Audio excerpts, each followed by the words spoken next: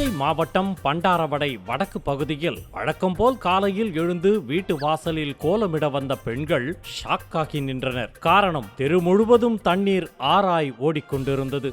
என்ன ஆச்சு என தண்ணீர் குழாயை பார்த்தவர்களுக்கு மேலும் அதிர்ச்சி காத்திருந்தது.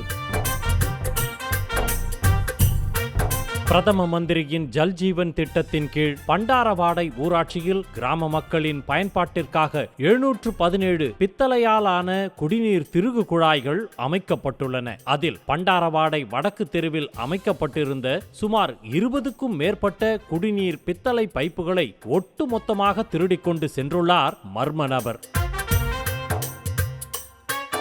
பிறகு அந்த பகுதியில் பொருத்தப்பட்டிருந்த சிசிடிவி காட்சிகளை பார்த்தபோது மர்ம நபர் ஒருவர் செல்போனில் பேசுவது போல் நடித்து அங்குள்ள அத்தனை பித்தளை குழாய்களையும் திருடி ஊருக்குள் ஆறாக தண்ணீரை ஓடவிட்டு சென்றது தெரிய வந்தது.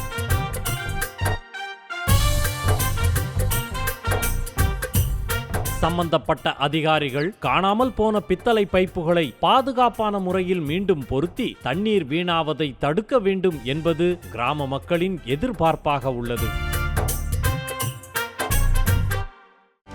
செய்திகளை உடனுக்குடனும் துல்லியமாகவும் தெரிந்து கொள்ள சப்ஸ்கிரைப் பண்ணுங்க.